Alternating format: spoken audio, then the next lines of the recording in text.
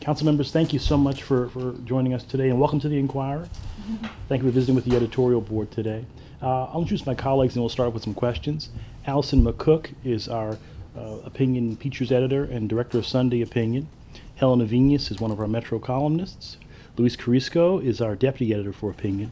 We're also joined by Sean Walsh, one of our colleagues from the newsroom. He won't be part of the endorsement discussion, but he's here to ask questions as a courtesy. And my colleague Paul Davies is editor at large, and he'll start the questioning with us today.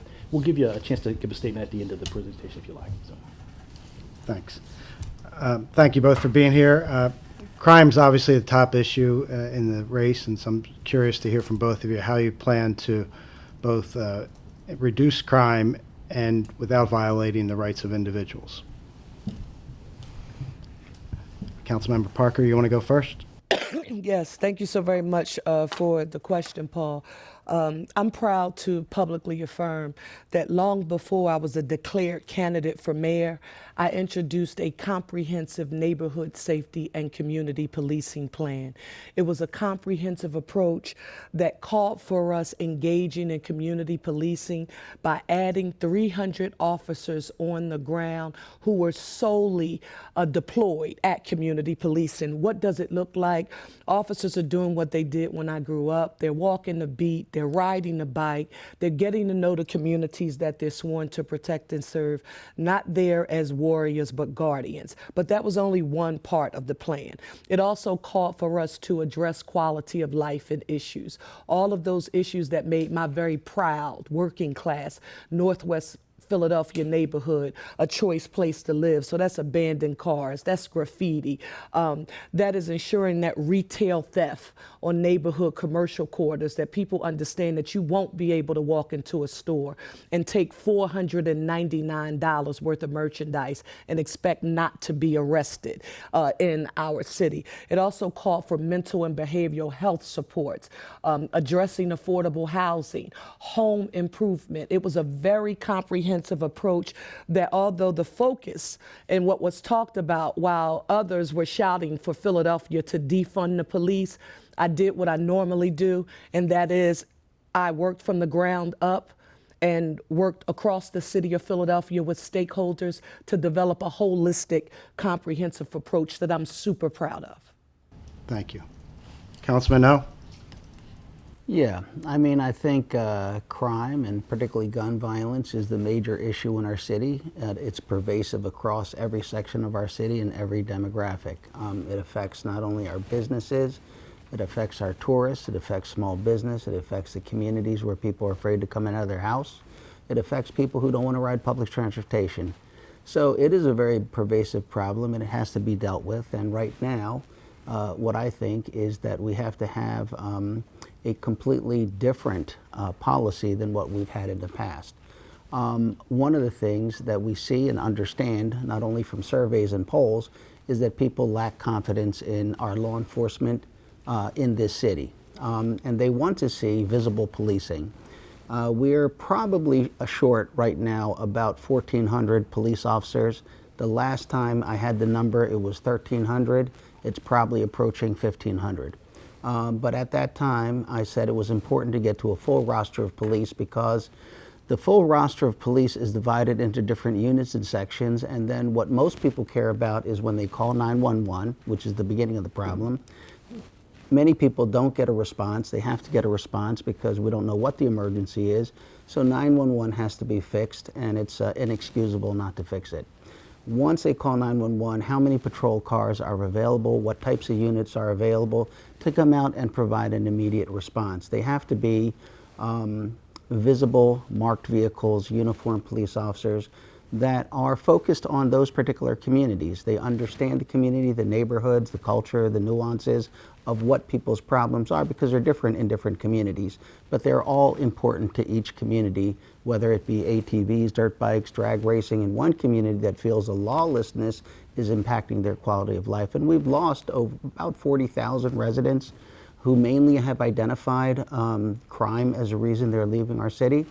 And then we have neighborhoods that are specifically being impacted by deadly gun violence, and they're being targeted with wanton types of shootings, including very young people doing it.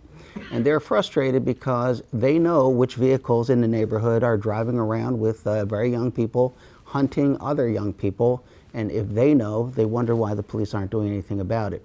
And of course, we have public gathering places, universities, tourist areas, center city, business areas, rec centers, schools, public transportation that has to be secured as well. And so as mayor, I would recruit and retain police officers who are leaving our city because they don't want to be here. They need a change from leadership in the mayor, an appointment of a police commissioner that reflects the mayor's ideas about what this city is going to be, what policing is going to be. And there has to be a saturation of visible police in Center City, places like that, to get people to a level of comfort. We will be losing police as we put out police. But there has to be a coordination between Philadelphia Police, Transit Police, School Police, and every other agency of law enforcement like Temple University, Drexel, Penn in this city. When we do that, we have a opportunity. Yeah, I think that's your time on the, Yeah, sounds on like the thing there going. So just Right, for a rules of engagement Yeah. perspective, would you mind letting us know how much time Yeah, we have? I was trying. I was trying not to be I like was trying to be ringing in respectful of time. bells, but let's try and Yeah. keep it as tight because we do have a lot of questions to get to. I'll But, end with this then. The ability to halt deadly violence and violence provides the opportunity to show the people not only do we care about their lives and their health and their safety, but we care about them by cleaning and greening, doing the things, changing the hours of rec centers and libraries, and most of all, addressing schools, the reform of schools, and providing jobs and affordable housing. So 10 years ago, we had under 200 murders. In the past couple of years, we've had over 500 murders. I'm just curious, do you think we can get down below 200 again, and how fast, and what's your plan to do that? So, one, in terms of quantifying the time or how many, I don't know how long it will take us and how many we can get down to. What I will tell you is that if we adopt the vision, and I am able to implement that vision as mayor of this city to make us the safest, cleanest, greenest big city in the nation with economic opportunity for all, we can do it. We have to get at the root causes of poverty. This is not a new narrative for me.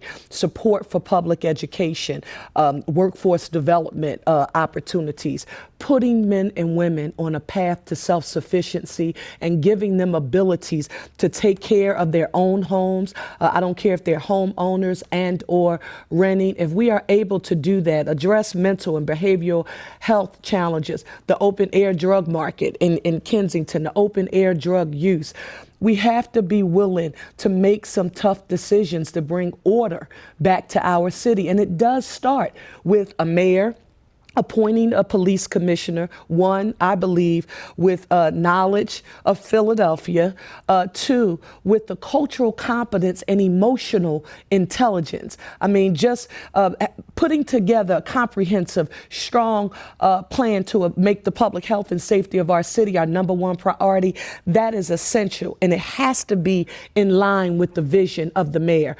Also understanding that there should and will, under a Parker administration, be zero tolerance for any misuse and or abuse of authority. This was an issue that came up quite frequently when people heard me talk about the police department employing the use of what are called Terry stops. And we say Terry stops because it's much more salacious to talk about stop and frisk, because it's a very polarizing tool that we have seen when it's specifically targeting black men and women and other people of color. And that is, I'm ultra sensitive to it because I'm the mother of a son who's 11 years old and wears natural hair. So I know what that profiling is like. But with Terry stops, we're talking about a crime being committed, has been, will be, or is being committed, and they have to have just cause and reasonable suspicion in order to use that tool. But I am not interested in any way, shape, or form,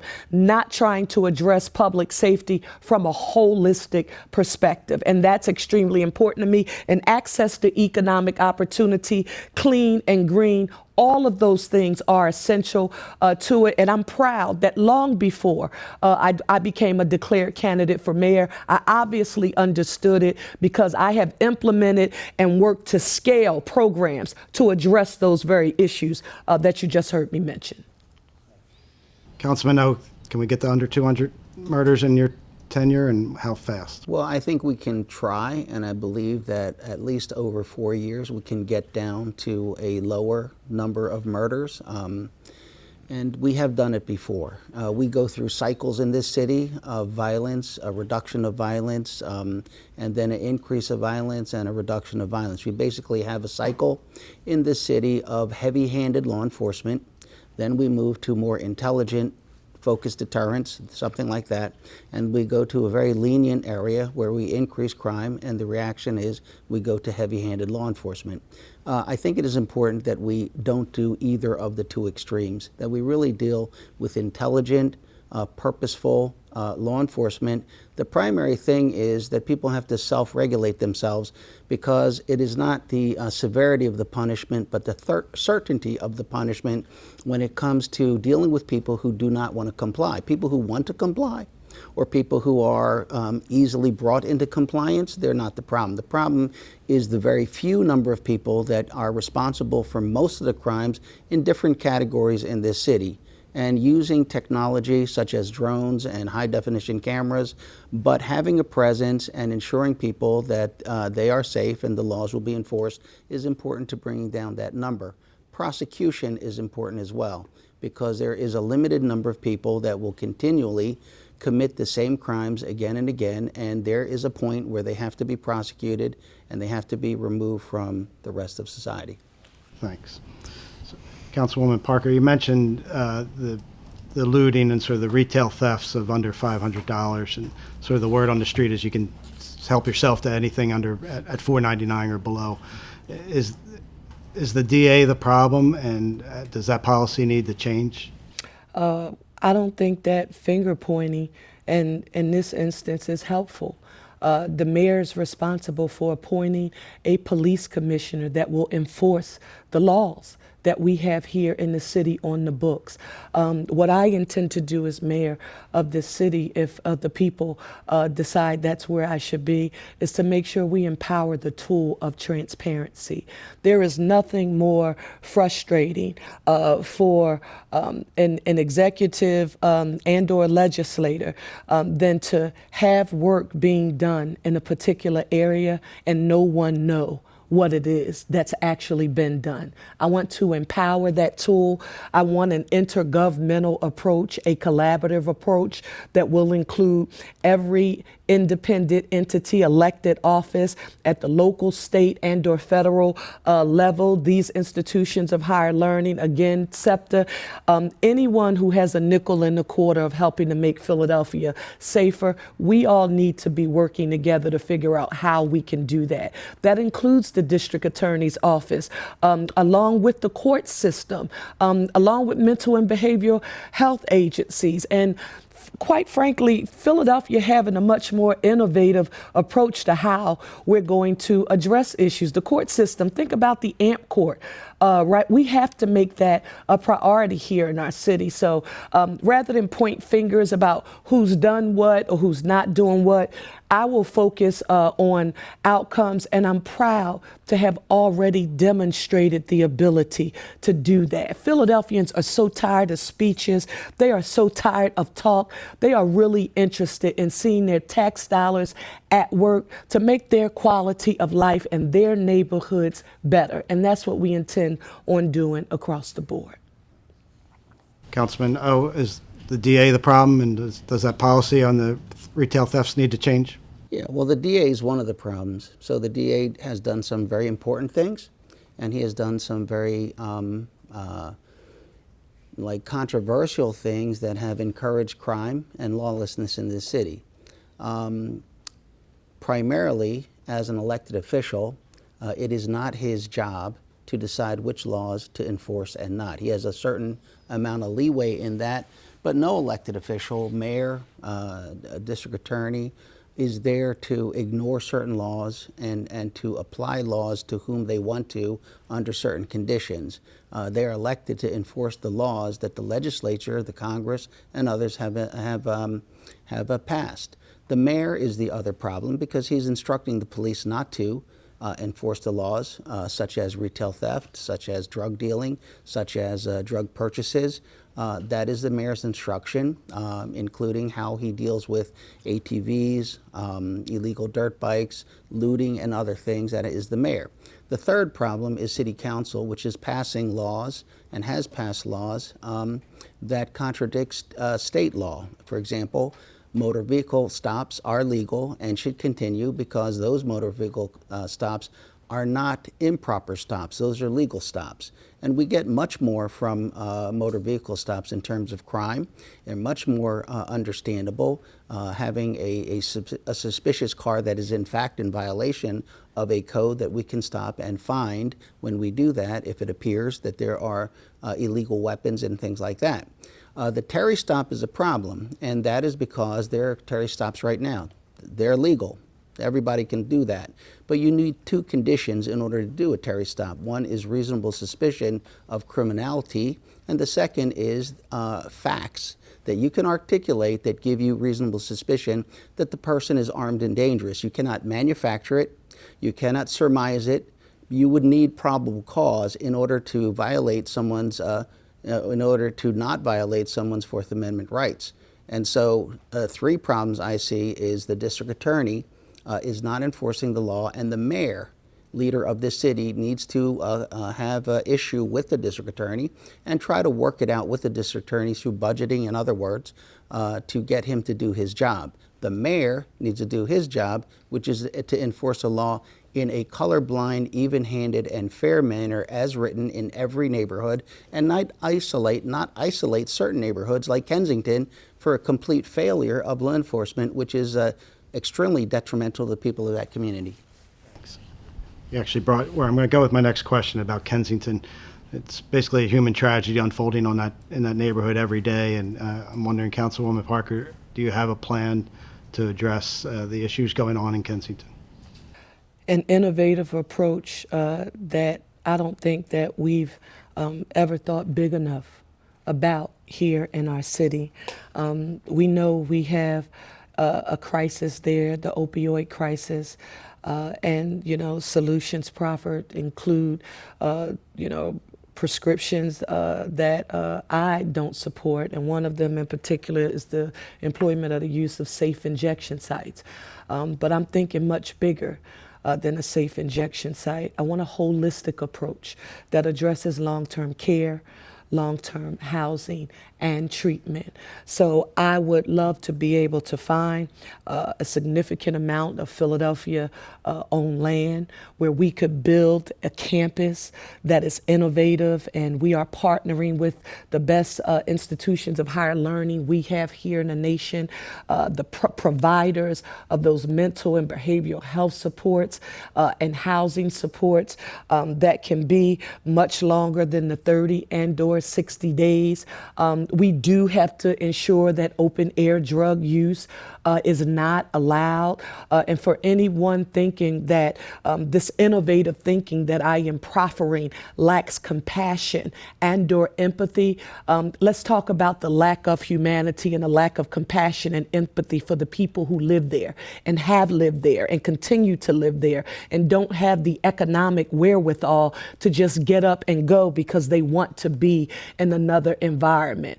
We can do better in the city of Philadelphia. We need a mayor willing to use his or her convening authority.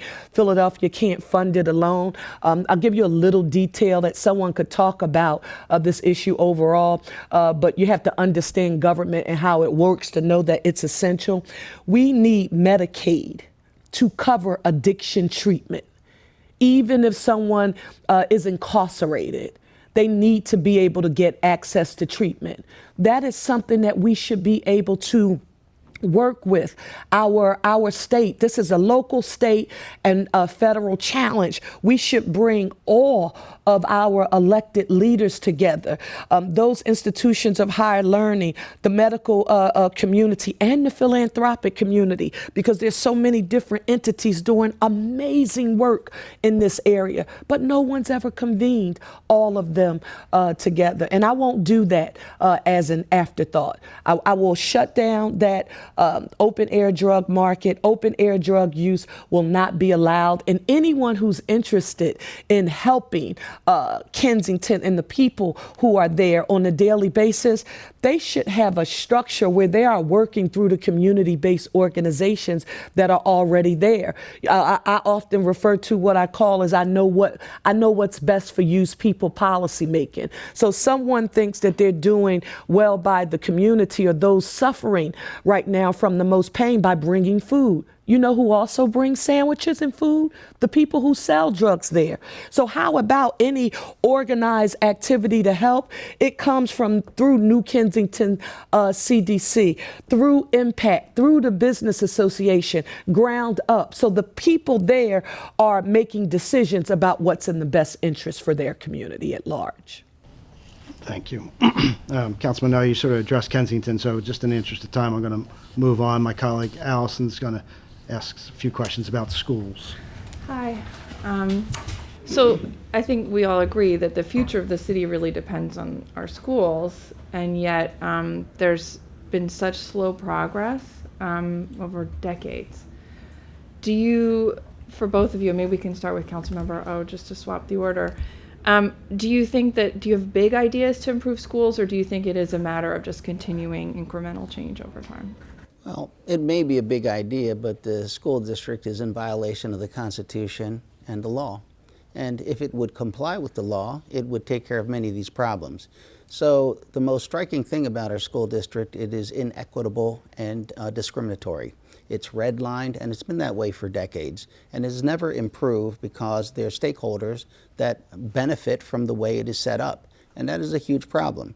So one thing is the mayor, who gets 9 appointments to the school board, has got to basically clean house in the school district. One, it has to be transparent, because without transparency, you cannot have accountability. Without accountability, you don't get responsiveness. I mean, from the school district itself to every section and every school that there is, elementary, high school, whatnot. It has to be made public. And the second thing that I would deal with is really focusing on the budget in order to get to where we need to be. And how the school district's budget is a mystery to me, because on council, we don't govern the school district directly, and when we ask questions, we don't get answers. And I cannot have a hearing over the school district without a majority of my colleagues supporting the investigation of it, which has not happened. When I asked the superintendent what schools are underfunded, how come teachers are purchasing required school items out of their pocket, the superintendent says no such thing. Everybody has what they need. Well, that's clearly not true. And we can see what that is. So what I would do is really this. One is I would appoint 9 school board members, and I have tried in council to divide the school district into 5 separate zones. And what I would do, since I cannot get them elected without a charter change, I, as mayor, would appoint 1 school board member per 1 zone with their agreement that while they serve on the entire school district, they will focus on 1/20th of the city schools, so they will know each school, and they will be acclimated to the culture, the problems, the issues, and the wants of each school zone. And they will have meetings in those areas to hear from the people. One of the biggest complaints is the school district is very detached from the students, from the community, from the parents, and they want more of an engagement, and they want more tailoring. The second thing I would do is return career and vocational to every school. And the final thing I do is I would implement, if I could, working with Harrisburg, a VET, vocational education training program, as they have in Germany, Austria, and Switzerland, which is extremely beneficial and very much runs off of the money that is contributed by private industry. And so a student who applies and qualifies will be able to get certified in a very specific area, 9th and 10th grade academically, 11th and 12th grade working for a salary for a major employer who gives them the certification based on hours worked. Have you thought also already about school board members that you would appoint? I'm thinking about them, Okay. yes. Same question to you, Councilmember Parker. Yes, I do have some big ideas relative to public education. This is a history-making opportunity in front of us as a result of the court ruling that the Commonwealth has been derelict in its duties in providing a thorough and efficient education, public education, to students here. And we should use this ruling as an opportunity to leverage funds from both local and state government to ensure that all of our children have access to the ability to read, write, think, speak, compute at a level that will allow them to compete in a global economy in 21st century modern buildings. How will you do it, Cherelle? I introduced the year-round public schooling idea during the primary. And when I introduced it, there were some who said, what do you want? Children sitting in a classroom with no air or no heat all day long? That is not what I was describing. I was describing a traditional educational day that has, very creative scheduling associated with the times that we go, but those evening hours we would use for academic enrichment courses like coding, like financial literacy, like homework help and or tutoring. To someone who's not knowledgeable about what's really happening in many of the communities and what our children are really facing on a daily basis, they're not all growing up in Cosby-like families. So when we expect children to get homework from home and to get assistance for homework from school and get assistance at home, that's not happening on many occasions because all children are not being raised like me in that traditional nuclear environment. So I want a year-round educational approach. Because I know it's easy for people to talk about spending money, I talked about a potential revenue generating opportunity, and that is to increase the school district portion of our property taxes from 55 to 58%. First year, it would generate $50 million. It would proceed to increase as years would follow, but that would assist. We also have to have a robust capital program, and we need to do that to rebuild our schools. The last numbers I saw said $5 billion, but that was pre the increase in interest rates and or inflation. Some other numbers banded about recently about $7 billion. The school district's overall budget is $4.5 billion that was just passed. City's budget is $6.2 billion. Harrisburg is essential, but we're also going to have to talk about how do we right size the district. And I'm talking about doing this without putting traditional publics versus charter schools. There will be no divide and conquer in how we deliver public education in the city because these are all of our students. We will have the building trades working in partnership with the school district. So the buildings that we need to build, how about our students be on ground zero to be those who are trained to build those schools in the affordable housing crisis that we have here and home repair that will assist us in every industry that's thriving in the city of Philadelphia. Why aren't we using Community College of Philadelphia with STAR? And for every industry thriving, we have a training program that includes students. I can remember Alan Dom and I talking about the Cristo Rey model, which is a perfect model. Every firm that benefits from doing business with the city of Philadelphia, how many interns from the city of Philadelphia opportunities do we have with those firms? We have to be innovative in our thinking and don't look at Harrisburg as our adversaries. Right now, they are essential to our opportunity to address this historic disinvestment that we've seen and look at the glass as being half full. I do not support an elected school board. Taxing authority in the city of Philadelphia rests with our city council, our legislative body. I have great faith in them. And part of the reason why is that we just completed, when we talk about running for school board and what it takes to run a campaign citywide, I was the least financed, the most outspent candidate in this race, in the primary primary election. And we had the most competitive, the most expensive, and quite frankly, the most intense mayoral primary during my lifetime, as I've heard multiple pundits describe it. And I know what it takes to run citywide and get the resources to compete. So the mayor, we now fought for local control. The mayor has it. We have to convene with our superintendent, be responsible for appointing board members who share the mayor's vision for public education. And for me, it's a holistic approach, and we think bigger than we ever have before. And have you also, in your mind, come up with a list of board members you'd like to appoint? Thoughts about, listen, maybe not the individual, but folks who are representative of what would be considered multiple stakeholders here in the city of Philadelphia. And again, I'm really serious, and I want to be clear about this. I said this during the primary in the education forum, and people looked at me like, oh my God, no, she didn't just say that.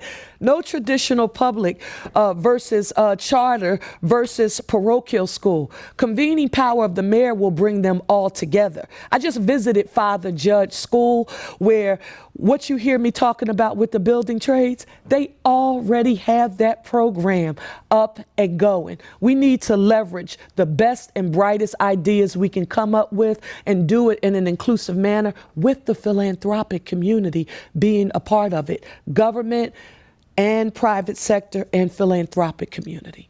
Okay. We talked about this a little bit already, but a lot of school buildings, most of them need major renovations, air conditioning, all sorts of repairs. We also have buildings that are half empty. Have you thought in your mind about how to sort of rectify this situation? Maybe close some schools, or I'd just love to know what you think. Maybe Councilmember Rowe, you can start. Yeah, we did in the prior term, before the last term, go through, or maybe it was 2 terms before that, the issue of right-sizing the school district. Buildings that are unoccupied cost us money. It costs us to have them. In the meantime, they're deteriorating. They are often broken into. They become a problem in the neighborhood. And so buildings that we don't need, that we don't use, we have to dispose of those buildings. If that's possible. Other buildings have to be repaired. And still other buildings have to be replaced. We have to build new school buildings. Where we're exactly putting our money in the master plan about how we right-size our schools. And it's a problem when we create plans that only accommodate the current population, because the population changes. But we're trying to combine best practices, a very intelligent plan for the different expansion or decrease of student body based on many things we can predict already, including the number of new people coming to our city based on some of the world events that are going on. So those are things that we do have to take into account. I take issue with asbestos. It has been something that has been remediated to return at great expense. And there has to be like a complete removal of it, and then a decision whether or not it is worth the expense of these buildings are getting quite old. They have old systems, or we actually build new school buildings. The other thing is that we have an ability to do more based on technology than what we have with kind of the old model of schools. And there are plenty of cities, not necessarily in the United States, but around the world where they're making much better use of technology to educate children in terms of expanding learning, presenting language and culture, dealing with music and art and things like that, and supplementing their education. They provide the basic education that they need, the job training, the certifications, the skills, and then the character building that we're all quite interested for each student. The capital budget and the amount of money it will cost based on bonds and loans and other things, it's a kind of a one-time expense versus multiple expenses that never quite work when we deal with these old buildings, and things like having, school buildings that are way too hot and we start school much earlier and then we dismiss the kids and we don't have air conditioning. That has to be addressed in like a financial master plan of what we're going to do with educating children.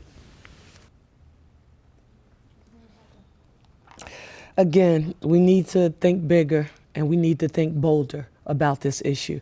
You're absolutely right. A very tough decision is going to be right-sizing the school district of Philadelphia, and that means our aging, antiquated, and outdated physical school building structure.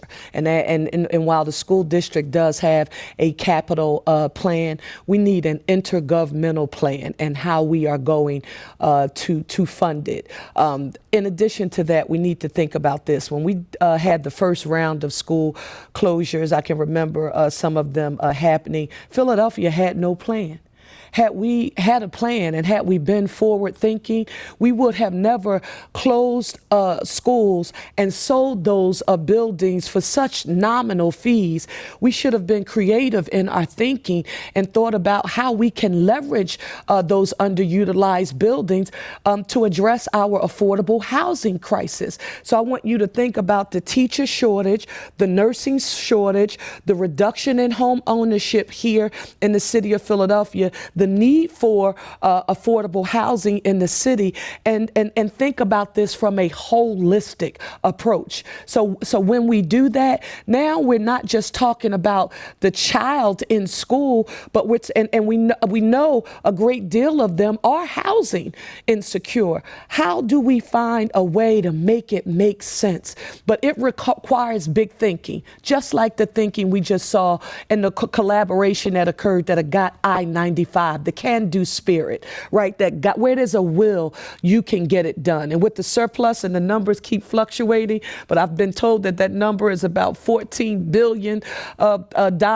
We have federal stimulus dollars that are about to be zeroed out. Thank God, both the city of Philadelphia and the school district of Philadelphia, their credit rating is in pretty good shape. But if there was ever an opportune time for us to be affirmative and positive about our thinking and to think big, to implement and walk and chew gum at the same time, now is the time for us to do it. I also want to talk about the technology because that's important.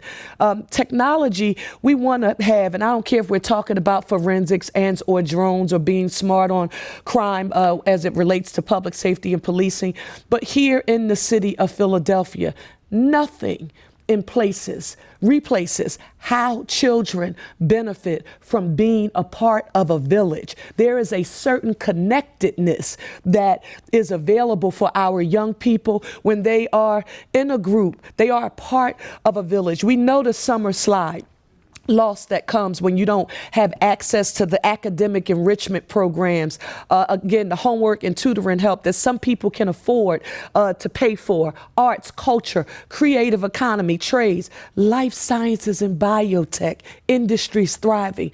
We can and should be doing that here. We need to build, but we also need to come up with creative ways to utilize underutilized buildings. And that was the mistake that we made when we had school closures before and did what I felt like was give buildings away. Land is our most valuable, one of our most valuable assets. And if I could bring if I could incentivize a police officer, a city worker, again, a teacher, a school nurse, somebody to choose our city because we've been innovative by building new and modern, highly technical schools, along with putting those school buildings to use. Now we're thinking big. That's what a Parker administration will do.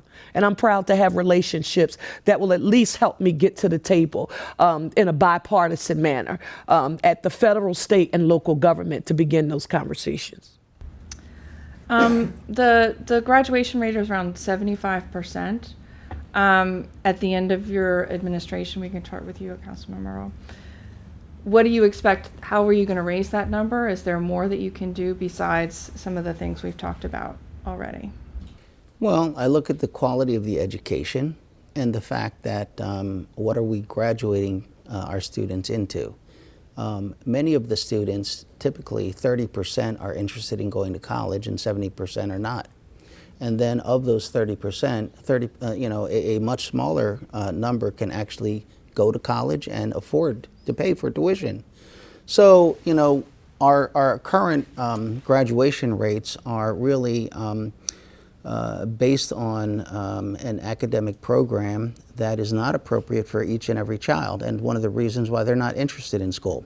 So we have to offer each child what they want to do, what they're interested in, and that's why the vocational career, the technology, the arts and music, the creative, innovative economy, those type of things are important to allow each child to progress the way they want to in pursuit. They will change their minds later, but they have interest at that time.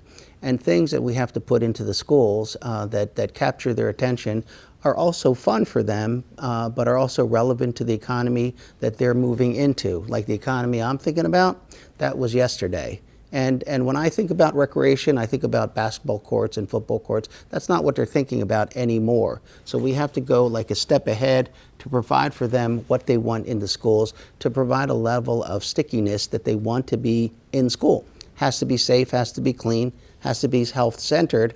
But when they graduate, what are they graduating in? What is it they are now? What have they become? What are the tools they have? What is their path forward into being the person they want to be, having the job, supporting themselves, and moving ahead into the future? So that kind of a pathway has to be laid out in a much more intelligent manner, in my opinion. And fortunately, we don't have to reinvent the wheel. There are a lot of great school systems in the United States and around the world that are not based on simply wealth or, kind of a monolithic group of people. They have a lot of diversity, a lot of issues that they're very successful around. And we have that formula that we can emulate and put in the city.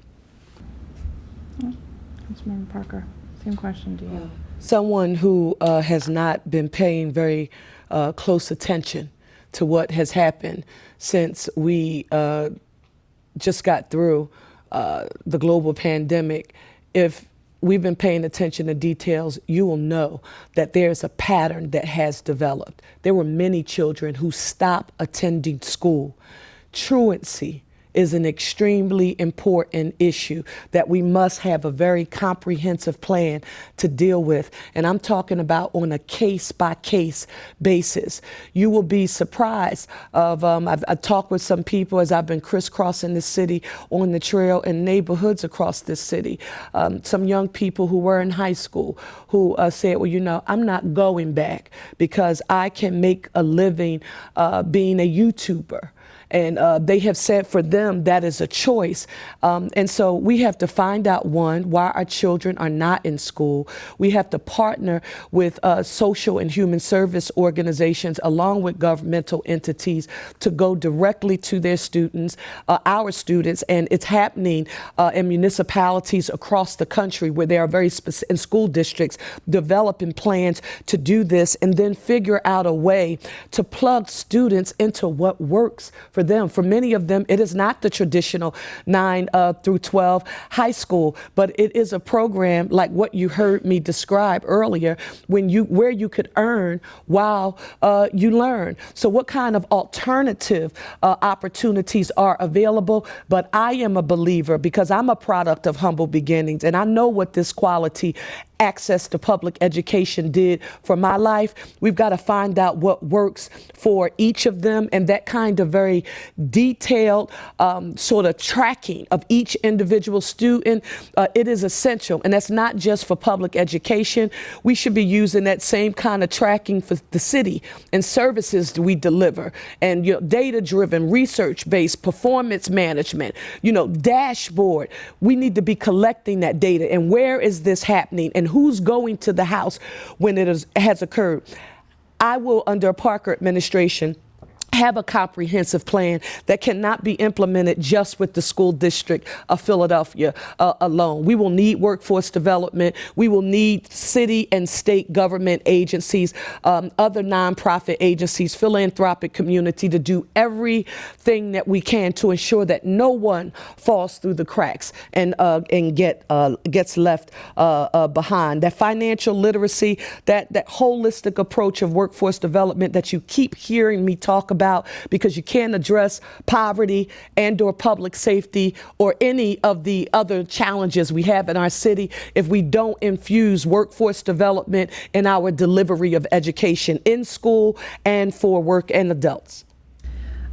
We have a few other questions about schools, but in the interest of time, I want to move on to another topic, taxes, which is another thing city residents love to talk about.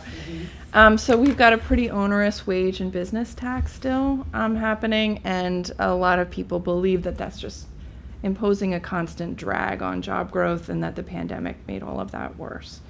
How do you all plan to manage that, ideally reduce taxes, and yet keep city operations going? We can trade. I don't mind. Again, I'm proud to have had some experience in this space. While you and I would agree that it is true, a continued reduction and or moving towards total elimination of the wage tax, that would be wonderful if we could just wave a magic wand and do it. But here in the city of Philadelphia, 41% of our general fund revenue comes from business taxes, about 31% from wage and net profits, other 10% from business income and receipts tax. Now, I am proud to have been chair of the Philadelphia delegation during my tenure in the Pennsylvania House, where we actually introduced the Philadelphia Tax Fairness Package when we needed to have additional collection of delinquent property taxes, developed the long-term owner-occupant program along with the homestead exemption.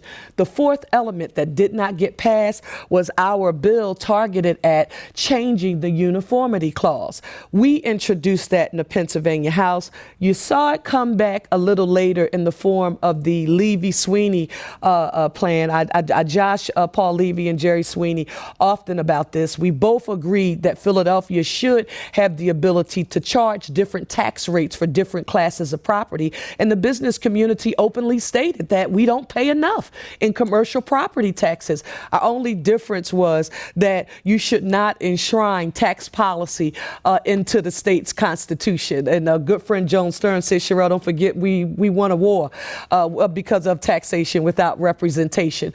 So we agreed that the uniformity clause should be changed, and that should be our goal. And we do want to have a competitive business environment because I want to grow the economic pie here. But just like I've said about 2026 and our city overall, when we think about our super bright future, until we get the basics together, get our own house in order, safer, cleaner, greener, we won't be able to grow Philadelphia's economy. But as we bring in more businesses and we encourage them to be here because they look at our wonderful amenities, our arts, our culture, our history, our restaurant scenes, and we get more people and encourage them to come and do it in an equitable manner, especially with diversity, equity, and inclusion, and creative ways to offer capital to, and I'm talking not debt capital, I'm talking about equity capital, patient capital, love capital to Black and brown businesses who haven't had access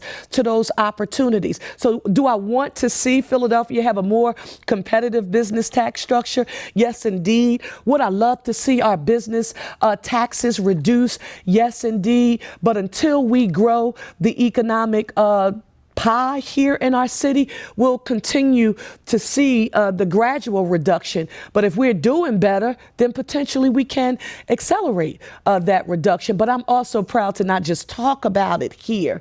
Much like some other issues that I've addressed, I've actually done something about that, and not just supporting that continued reduction, but worked in addressing that uniformity clause. If I'm mayor, we're going to go at it again. Councilmember O, same question for you. Sure.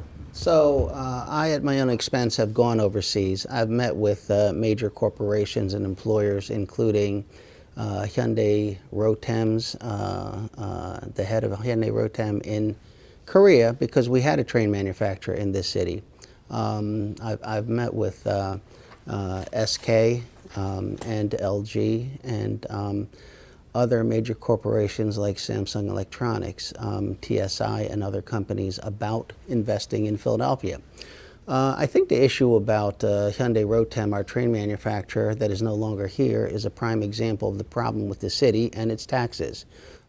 Starting with, for example, Nabisco. Nabisco had said many times we're going to leave, and my colleagues did not believe they're going to leave, and they left. Because the way they leave is they simply go from 6 production lines to 3 production lines to 2 production lines, and then they're gone. That's how companies leave. They don't just board up. Hyundai Rotem put about $30 million into retrofitting or outfitting or modernizing the facility they were in. They were promised a KOZ, which they never got. But they hired about 350 direct employees who made very good wages. 20% were returning citizens, so they were certified in high-tech welding. They were flown to Korea, where they actually welded high-speed trains, and they came back. But when SEPTA purchased its trains from Massachusetts, they shut down, as they were going to, and they said they would. They indirectly paid 5,000 other people. And so all those taxes, those jobs, everything else is gone. But we were piggybacking battery power, boarding bridges for airplanes from SK and LG that were going to be headquartered there. And TSI offered to put the sliding glass doors in our subway system at no cost to Philadelphia, and put their North American headquarters here and do the assembly and manufacturing for all of North America from Philadelphia, and they were rejected by SEPTA. The issues that come up is certain companies that are able to come to Philadelphia, want to come to Philadelphia, build their facilities and hire people. They consider Philadelphia not an expensive city when it comes to taxes. However, the issue about Philadelphia is instability. That means it's unpredictable. What taxes go up, down. They suddenly create new taxes, new penalties, new legislation. And businesses do not want to come to an unstable environment where it's unpredictable what's going to happen. And they look at the pattern of what goes on. When it comes to our current businesses and the businesses we're trying to get locally, we are not competitive with our surrounding counties, neighbors, and other cities that we are in competition with. And so that's when we end up with very specific tax packages in order to be competitive. It's not corporate welfare, it's competitiveness. We are not attractive to them. We're trying to bring them here for the benefit of our residents who need jobs and entrepreneurs who want to tie into being vendors to those companies and creating those opportunities. So one is the wage tax. Wage tax has been identified in 2 separate tax commissions as being the major problem with Philadelphia. The other is our business taxes, and that's been addressed. But you cannot simply cut taxes. You have to cut taxes to the degree that makes sense to obtain the investment. If you simply cut taxes and nobody comes here or nobody stays here, you're simply reducing your tax revenue without any benefit. You'd have to do that hand in hand with who is telling you, we will stay if you do this, or we will expand, or we'll grow, or we'll bring more people here. However, the other problem about our city, and the major problem, is property tax.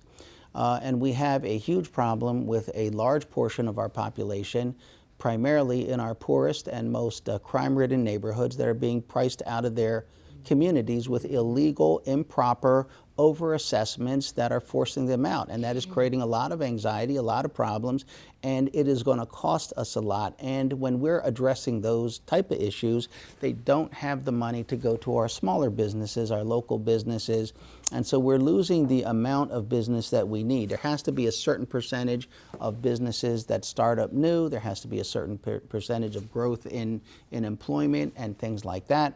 And the best thing that we can do is we need large employers who then pay in the construction of buildings and bringing people to work, who then go out to the neighborhoods, who support local business corridors, those type of things. And then you add your tax policy. One of the things about our tax kind of like policies here in Philadelphia is they are you looking at me?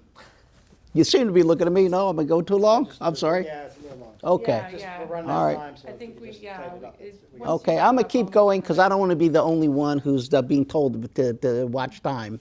So, let me finish this one. The tax policies are antiquated, and we're still looking at brick and mortar. And that's not the way business is done. So the nexus of the city and how you tax, you could flatten the rate by broadening it for people who make money and entities, including universities, that are doing business, corporate business, and not being taxed. Can I please give a 60-second just replies, if it's sure, all yeah. right? And that's- I just want to say this. People want to have an executive of this city who has the skill to use government as a tool to change their life and their communities. I am proud to have already demonstrated the ability to assist businesses in growing here in the city of Philadelphia, especially neighborhood-based businesses. Power Up Your Business, a training program that was developed in partnership with Community College of Philadelphia, supports neighborhood-based businesses and has now become the chief feeder to Goldman Sachs' 10,000 small businesses. Support for improving the aesthetic appeal and branding and cleaning of neighborhood-based commercial quarters. To support small businesses, we want to lure the large guys here as much as we possibly can. We haven't done a great job with that, and we need to. But small businesses are the #1 employers here in the city of Philadelphia. So Philadelphia taking care of business, because I recognize the contribution of neighborhood-based small businesses and that they deserved our support. I put government to work to clean and green those corridors, along with PHL of Power Up Your Business, which helped to give them that backroom and technical support. So we're having this discussion. I'll address the uniformity clause. To me, people want the experience and not just being elected to a legislative body, but how during your tenure of being elected have you put government to work to change policy to impact business. I'm proud of the record that I have in demonstrating that. So yeah, like I said, we do have other, could talk about taxes for an hour. I'm going to pass it to my colleague, Helen Nuvenius. Hi, I didn't realize we were going to be this short, so I'll Yeah. get to it. So I think a key part of leadership is character.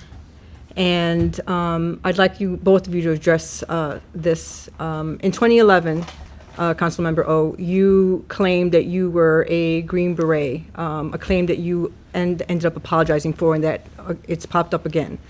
In 2013, you were convicted of driving under the influence.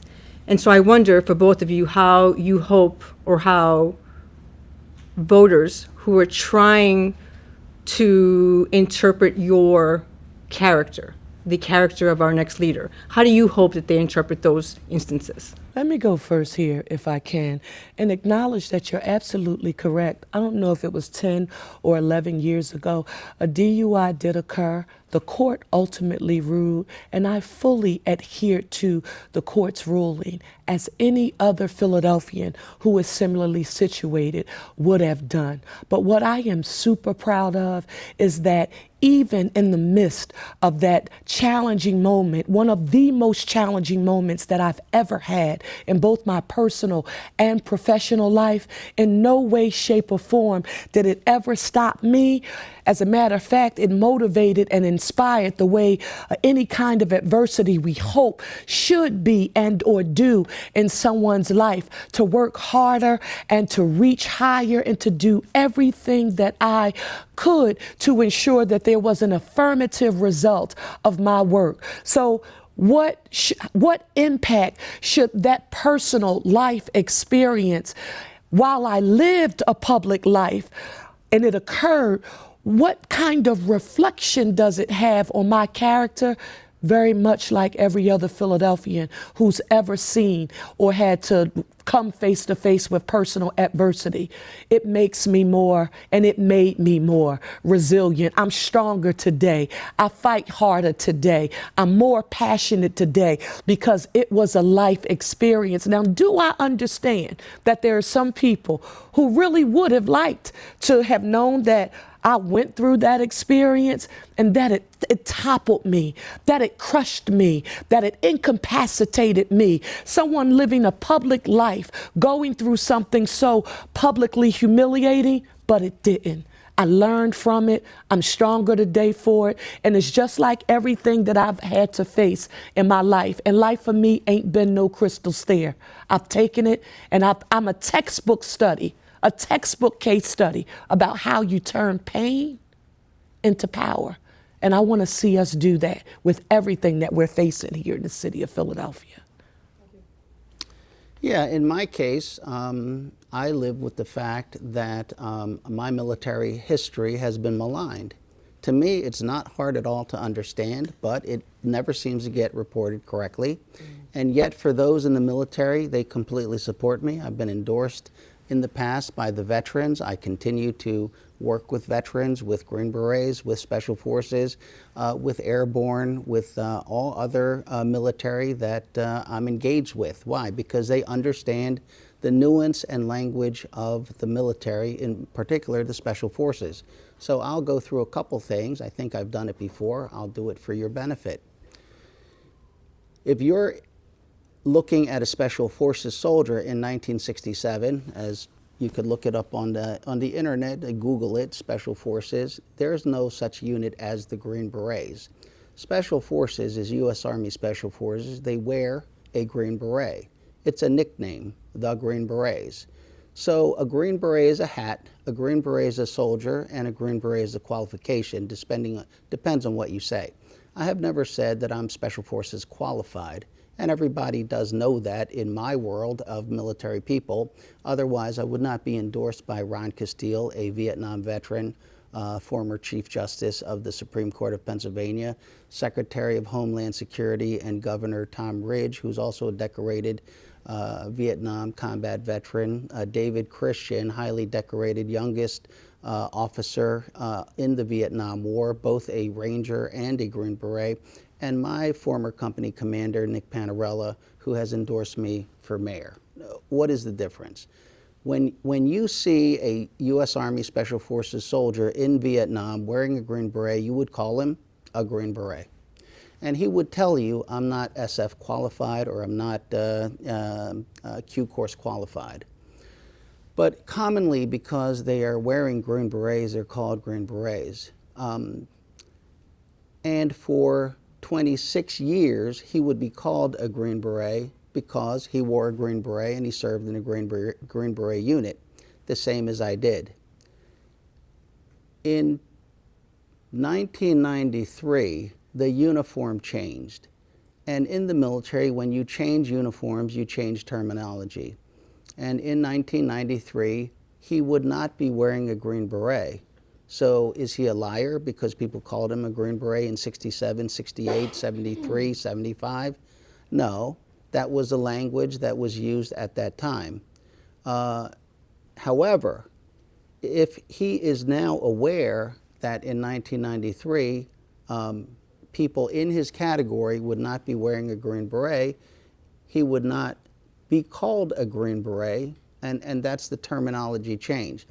So in 1989, 1990, and 1991, during which I was called up to Operation Desert Storm and I went to Fort Bragg, was not deployed, all soldiers wore Green Berets. And therefore, saying Green Beret was not the distinction. It was Special Forces qualified, but there was a tab created in the 1980s, and so we identified someone who was Special Forces qualified not by saying they were a Green Beret, but by saying they were SF tabbed or tabbed Green Beret. If you say tabbed Green Beret, it implies that there is an untabbed Green Beret. That was the common language up until 1993. I left the military in 92, I'm sorry, but in the interest of time, I'm going to have to jump in here. I apologize. I hope that's not rude. But I do want to say that there have been people on the record saying that they do take issue with you saying that you were a Green Beret. And so the question was, if there are voters looking at the character of both of the candidates, what message should they take? Without, they're not going to stand there and they often won't get this whole background. So what should they take away from the stories that they're reading where there are soldiers saying he should never have called himself a Green Beret? And there are soldiers saying that he served in the U.S. Army Green Berets, Okay. right? That he served with us, that he is not claimed to be SF qualified, So your answer is that there are other soldiers who are supportive of you. Is that your answer? yeah. Okay. What my answer is this is that the military and its terminology is nuanced based on the history of the uniform, and it is up to the news, like your newspaper, to educate people, as opposed to, when you're confused or don't understand, to malign people. So it's easy for me, but I don't know it's easy for you. We used to call Rangers black berets until the military had all soldiers wear a black beret. Now you don't call them black berets. Black berets has no meaning anymore. But in the Vietnam War and up until the time the uniform changed, airborne Rangers were black berets. But a tabbed Ranger was someone who had a Ranger tab because they graduated from Ranger school. Okay. I'm sorry again. I don't mean any disrespect. We have literally 2 minutes and people have to start moving. I'm going to take issue with that because you run out of time when I'm giving I've given you a lot of time, explanation. actually, and you're not really answering the question. I'm going to argue with you Okay. over this. I'd like the courtesy of the explanation because you have put in the newspaper that I lied about my service, which I have not. I have never claimed to be a Green Beret. The issue is, if someone called you a Green Beret back in 1990, is that a misrepresentation? And if someone says David O was a Green Beret at a time where I did not know there was a uniform change, is that a misrepresentation? It's not. So I never apologized for misrepresenting my service or lying ever. The apology was this: I did not know there was a uniform change in 2011 that happened 20 years ago or 19 years ago in 1993, and I was not knowledgeable about the terminology such as saying tab Green Beret, and therefore my apology is I was not knowledgeable. I should have been more diligent. If there was any confusion using terminology from 1990 in 2011, I clarify, as I have said before, I'm not Special Forces qualified. By today's standard, I would not be called a Green Beret. I got Never you. I claimed got to you. be And a again, Green I mean Beret. no disrespect, but I have to jump in here because I'm not the last one, so Yeah. I don't want to be. But should I also use this time to explain all times when I've agreed to disagree with what the Inquirer has? No, Okay, no, no, no, no, no, that's not the- wanted I do make wanna- sure that I do this- wanna move on to because some other- I have a list too of you, but I thought it was another question. That Okay. line forms to the left, so we can go there later. Everyone has a plan, but that when they reach this level of leadership, but when stuff happens, the pandemic, a lot changes. So I wonder what lessons you each have learned from watching the current administrations, past administrations deal with these life or death crises. Well, for me, I'll be very forthright with you about this. When I first got elected to public office, I went to the state house, but I really did go kicking and screaming. I had no desire to run for the state legislature. I had two mentors during that time I didn't speak to for 2 weeks after they recommended that I run, when they told me I should go to Harrisburg and learn how to be a legislator. Who would have known that a first-generation college graduate, from Philadelphia, from humble beginnings, strongly a Democrat, and at that time I would have been defined as being liberal, very opinionated, passionate fighter for what I believed in, would have to go and sit at a table as the chair of the Philadelphia delegation of the Pennsylvania House, no leadership from Philadelphia in the Pennsylvania House during that time, and have to negotiate with ultra-conservative Republicans from throughout the Commonwealth of Pennsylvania, who I agreed to disagree and fought with and debated with on a number of issues like guns and choice and voting rights and other issues. But these were the very people who I had to sit down and negotiate with to address, and this is where I do want to mention this, issues that even your news outlet affirmed that if anyone was serious about leading the Philadelphia,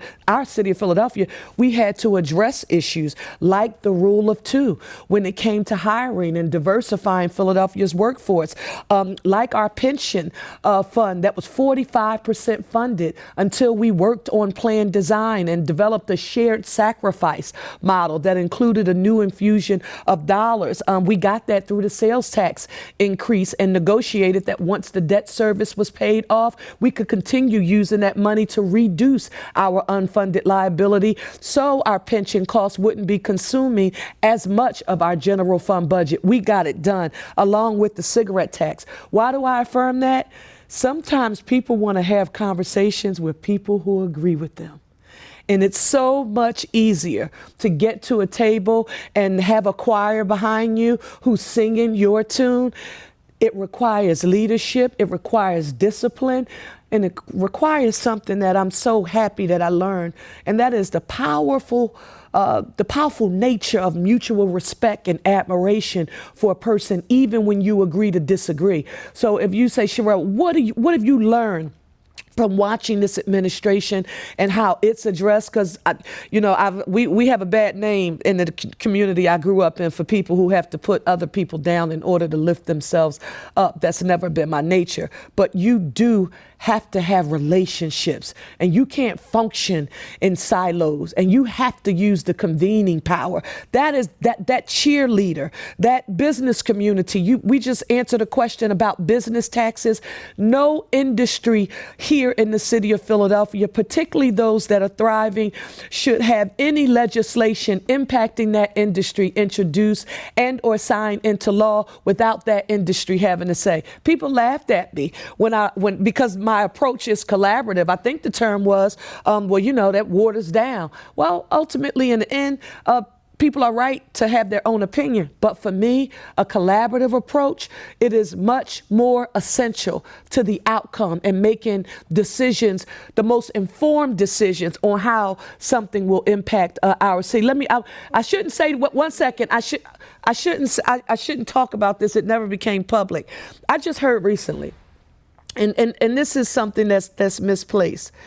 Let's just say life sciences and biotech is something that I've been talking about a great deal. Biden just come, hydrogen hub, we talked about that, clean energy, $750 million. But I've been talking about marrying workforce development and lab technicians with this industry that they say we are only second to Boston in.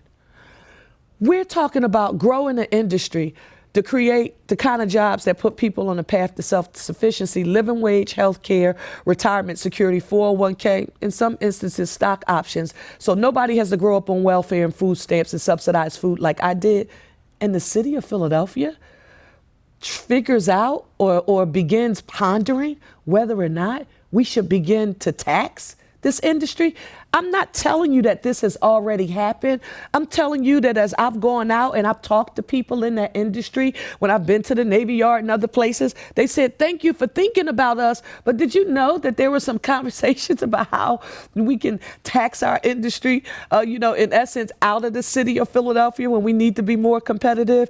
Had I not been in Harrisburg, I would not have known that a more collaborative approach and mutual respect and understanding is how you get things done, bringing people to the table. Councilmember O. What was the question? Fair enough. What have you learned from watching past and present administrations deal with the crises, whether it's the pandemic, the Great Recession, and sort of what are you? Philadelphia? Mhm. Or the federal government? Here in Or Philadelphia, here? we can just stay here.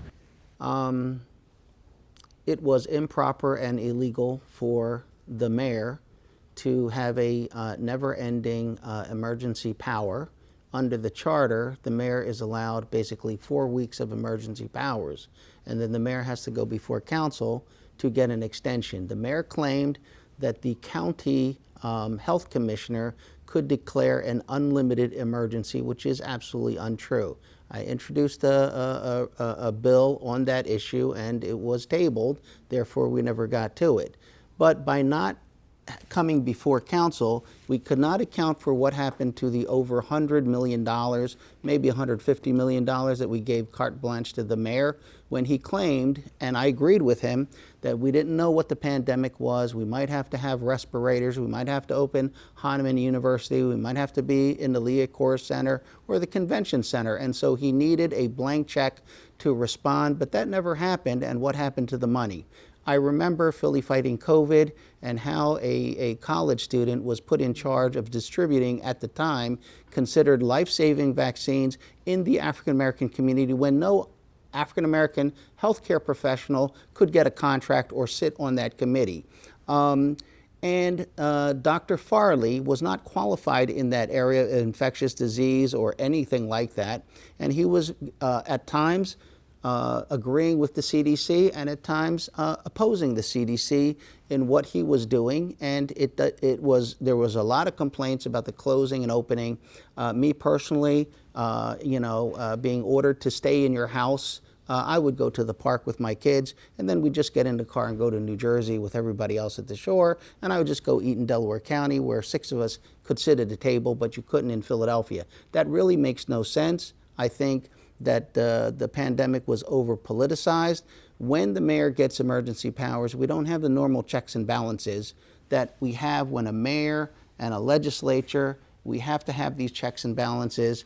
And it was convenient at that time to close City Hall, and people didn't have access to their elected officials, and I think all of that was very problematic.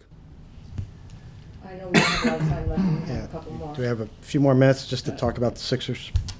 Good. So that's going to be, whoever's the next mayor is obviously a big issue to deal with. And just curious, is there a way to build a Sixers arena on Market Street and still appease the folks in Chinatown who oppose it? Do you see a pathway to do both? Councilmember Howard, do you want to? Well, first, in general, a arena on East Market Street is not a natural occurring thing. It would be very artificial. And it would be incumbent on the person who proposes it, that being the Sixers, to come up with a definitive plan, architectural designs, and from the architectural design, you could basically cost it out and see what kind of infrastructure you need to support it, how many seats it actually has, how many jobs are involved, who gets the contract, and then you'd need like some kind of memorandum of understanding, at least, with the concert provider. But games and concerts will not that's not going to keep the place fully occupied.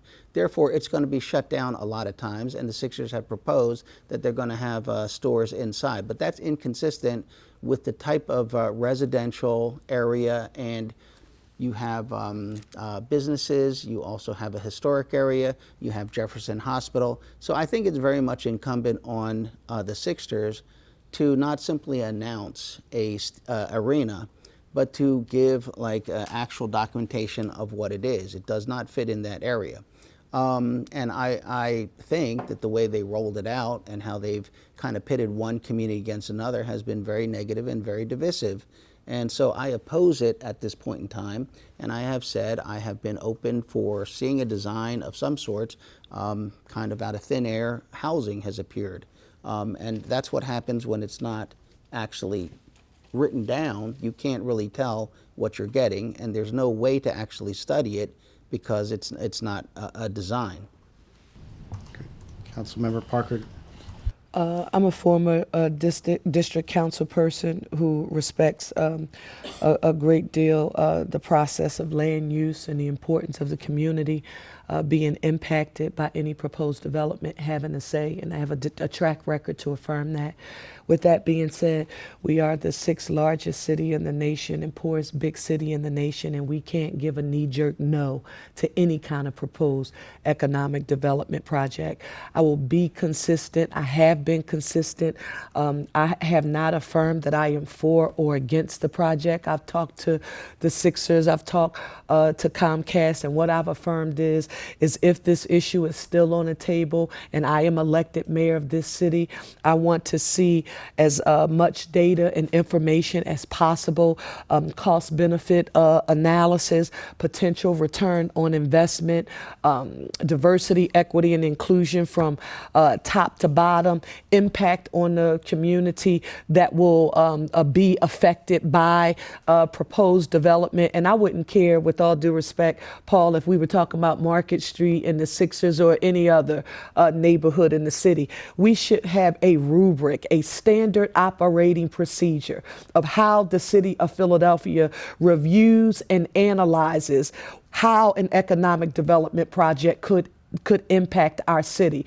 I know Market Street extremely well. I went to high school at 1118 Market Street at the Parkway program when it was the gallery at 11th and Market, and directly across the street was Woolworth's, where I would go with my grandmother from time to time for hot dogs, and Wanamaker's was down the street. And I remember what the economic vitality of Market Street looked like. And we have seen it decline. And I also remember the pride of leaving the gallery at 11th and Market and then coming around with my friends when we had a couple extra dollars to be able to say we're walking down to Chinatown to, to have something to eat. We can never discount. And I'm going to have mayor's community councils. Let me also say this. Never will anybody be able to say, I don't care if it's a proposed development or any kind of impact that something will have in the city.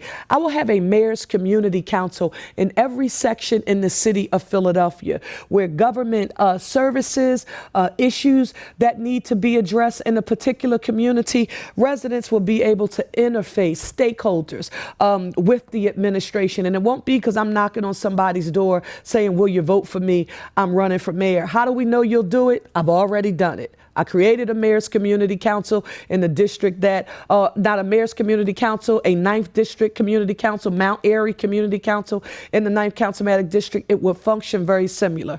And that's not just for this proposed economic development project, Paul, but any proposed economic development project. No knee-jerk emotional responses about whether or not you'll say yes or no, but a data-driven, research-based response that we holistically would believe would be in the best interests of the city. And I have not decided, despite what has been written about who supported me in the primary, I have not publicly affirmed that I am for or either against this proposed stadium on Market Street. Now, the Sixers haven't said this, but if the city says no to the Sixers building an arena on Market Street, and then they turn around and say, okay, we're going to move to Kensington, what will the city do then? Now, as chair of the Delaware River Port Authority, whose office, every time I go in that building, I look out the window and I see that Sixers training facility, out of my window. That's not a sight that I love to see. I can't speak on that now. They have a right to say whatever they want to say. I've heard conjecture, a lot of different conjecture on both sides about who will do what or won't do. The only thing that I can tell you is under a Parker administration, any proposed economic development project of that scale, minus the land use, that it is the responsibility of the district council member to deal with that particular issue, but the overall economic impact of a proposed development. Listen, in helping to build generational wealth and create jobs that put people on the path to self-sufficiency, living wage, health care, and retirement security. I'm never going to just say no to anything being proposed like that. That wouldn't be responsible from my perspective. Councilman O, what do you think about a risk of saying no to the Sixers and they turn around and leave on us? Well, that's a risk that happens. If it does not make sense for it to be in Chinatown, is far more detrimental to the city, to that area, the entire city, the region, because at the same time, Comcast is building additional facilities down in the sports stadium area. If the Sixers are going to leave because they cannot build something that's detrimental to the city, I can't stop them from doing it. We try to keep them here. I hope they will find another location. There are plenty of other spaces if they don't want to be down in the stadium area, or they're going to work it out with the stadium. If that what they're proposing, and we can see it, is beneficial to the area, beneficial to the city, then yeah, I would support it. I think that is a tall order, and maybe one of the reasons they have not presented anything in writing. Gotcha. Thank Thanks. Anything else? Rich? Well, thank you both for your time today. Really appreciate it. Grateful for your patience with our timekeeping today as well. In these cases, we usually ask folks to send us answers that are more expansive over email if you have anything that you wanted to cover and get to cover here in the session. If you want to take 5 minutes to give us a statement each, just something we didn't ask, something you want 5 voters whole to know. minutes? 5 whole minutes. Why don't you start, please? I think. Yeah. Listen, let me say a special thank you to the Inquirer's editorial board for giving us this opportunity. Having just successfully completed, again, what was described as the most competitive, most expensive, and most intense mayoral primary election that we've seen in my lifetime during on the Democratic side, I want you to know that it's an honor and a privilege for someone who comes from the humble beginnings that I come from to be this close to the opportunity to lead this city. I am committed to ensuring that Philadelphia becomes the safest, cleanest, greenest big city in the nation that will provide access to economic opportunity for all. I was very proud during the campaign trail, especially even afterwards when people asked me to describe what was the magic. The magic was that I didn't perform for anyone on the trail. I refused to be a Manchurian candidate, and I didn't turn on or off based on the race, class, socioeconomic status, and or zip code, sexual orientation or identity from of the audience. I made sure that I was my authentic self. Philadelphians are yearning for someone first who has the ability to motivate, inspire, and encourage Philadelphia to meet this moment, to focus on solutions and not be expert articulators of problems, and who has a track record of having already delivered on complex policy issues and putting government to work for the best interests of our city. I'm proud of that experience and record.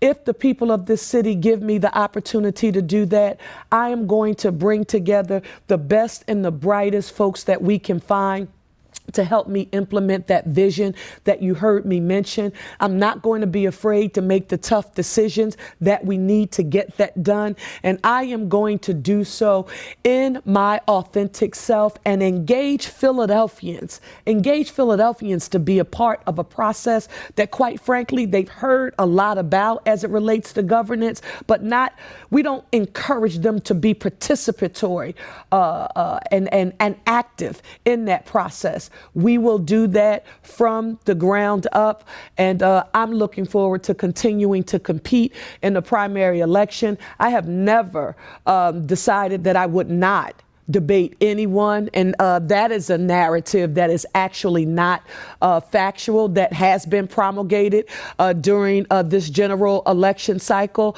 But I look forward to continuing to go into every zip code in this city to share my vision for the city in the hopes of earning. Because when you grow up the way I grew up, you don't have the luxury of taking anything for granted when you've had to earn a right to be at any table that you've ever been a part of. Thank you all so very much. Yeah. Philadelphians are looking for a change. They have heard it before. They've heard the same thing again and again, just the people are different. They want a dramatic change. They want a wholesale change. The main thing they're concerned about is the politics, how entrenched it is, and how everybody's involved in keeping the status quo the same. They want dramatic change. So the first thing that people want is they want the crime dealt with. They want the violence dealt with. The second they want is they want a fresh start in this city. And they don't believe that we will get to good schools, we'll get to affordable housing, we'll get to social service, we'll get to dealing with the problems on Kensington Avenue or in Southwest Philly or any other place until the politics is cleaned up. And therefore, what we'll see on November 7th is the people voting for a change overall. Which candidate represents the greatest opportunity for a change? I would say that I represent the greatest opportunity for the change because I have been an outsider on council. I've introduced many of the bills and resolutions that deal with the exact topics you're talking about, from school reform to wage tax reduction to all those things, and they have failed. And therefore, people want to know that the person who comes in will make the type of changes that clean up this city, clean up the government, and allow for the return of public service and public interest to the people. Thank you both. Thank you. Deeply grateful to you. Thank you so much. Thank you. Thank you for having us. All right. Have a nice day. Good to see you, Good David. seeing you.